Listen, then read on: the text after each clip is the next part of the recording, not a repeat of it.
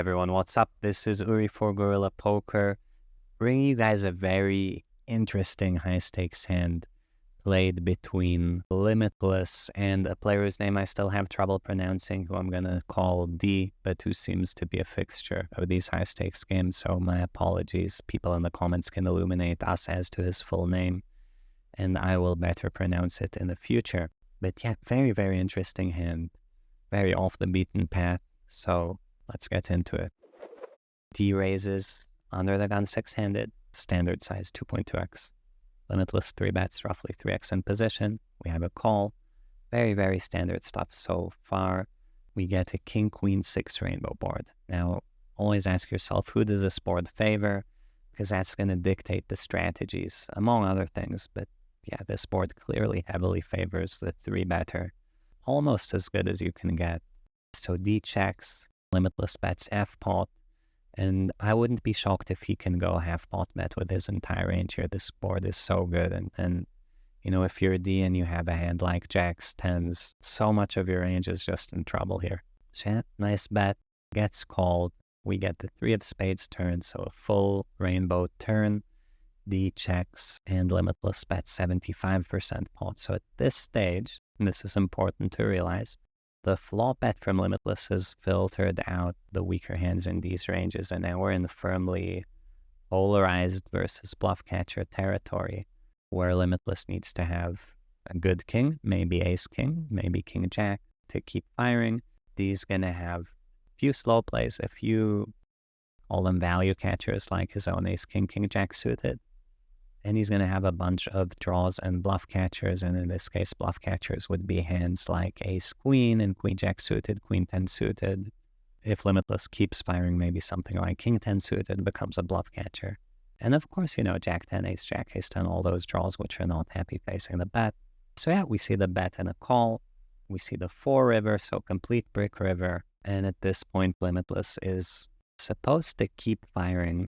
With most of his value hands, you're not really supposed to slow play very much out of position here. So certainly with aces, with king-queen, probably with ace-king. And I don't think you go with king-jack, so roughly ace-king plus. And then against that, he's supposed to, because the value range has ace-king and king-queen, he's supposed to probably call most to all of his king-x and mix tiny amount of bluff catches with the rest of his range, if I had to guess, with like hands like ace-queen. But yeah, this river actually goes check from D. Limitless goes into the tank and checks back. And both players have very, very surprising hands, which I think is interesting to talk about. So Limitless has ace-king. Why did he not value bet? Interesting question. D has ace-jack. Why did he call the turn? Interesting question. So how do we go about answering these questions?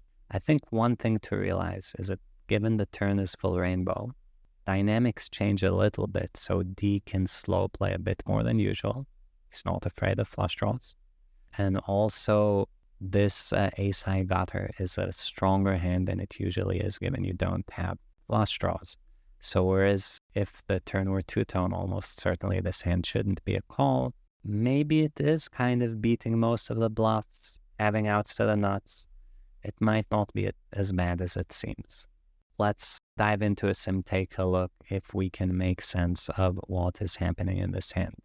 We'll actually do this hand on GTO, as the hand is deeper than usual, and they do have sims for those ranges, so we might as well. Even though there is a bit of an issue that a lot of regs don't adjust correctly, different stack sizes, and then actually in a way better off if your opponent's unstudied looking at the non-super deep sim. But yeah, we'll take a look.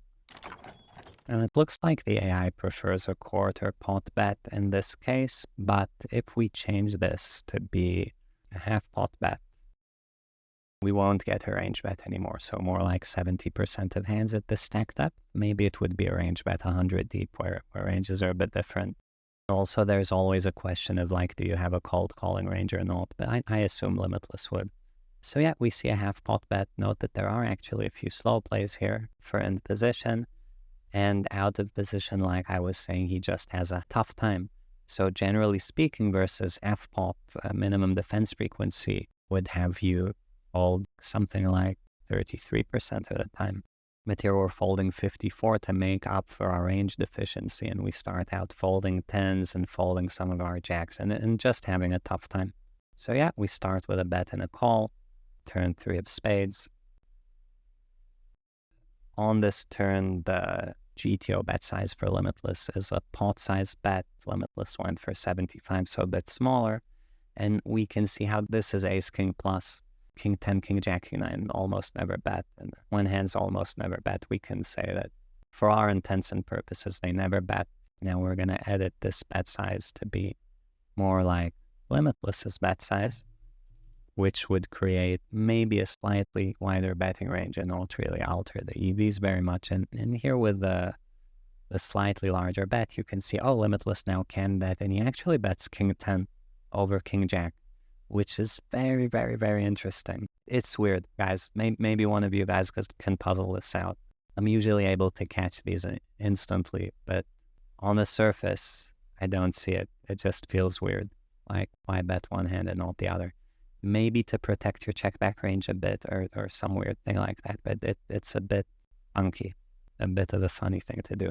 So yeah, facing the turn bet, what you'll see is that surprisingly enough, ace jack of diamonds can call and does call often, whereas the other ace jacks don't. And this suit preference is because ace jack specifically with diamonds is like a backdoor suit that's not of the top 2 cards. And there's something about that that makes it a tiny bit better. But these effects are so minuscule. They should interest you if you're a poker theoretician, but not really be very relevant in practice. So this ace-jack call was actually very, very legit. Probably if this were a suited 3, it wouldn't have been. So yeah, we see a bet and a call. River 4 of diamonds, so complete brick. And this is the checking range, and this is more or less what we would imagine the checking range to be, right? So some slow plays, all your king X and your queen X. And when you check here, can Limitless bet ace king? The answer is actually no. Limitless cannot bet ace king on the river. He needs aces or king queen, because what happens here is that when Limitless goes all in, which would be the reasonable bet size, and gets called. If we go and look at his range, and we look at a hand like ace-king, it's not in there, but it just wouldn't have enough equity. Look at this calling range. Queens, king, queen suited kings. And ace-king, ace-queen, king, jack, king 10 don't make up enough of it. Too many kings falling, so you can't do it. Now, the interesting thing about this situation is that it's a nuanced thing when you're 150 deep.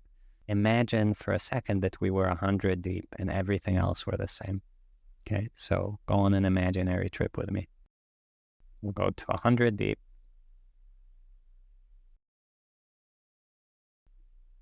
The raise 3-bet call, solve, and we'll do something similar with the sizes.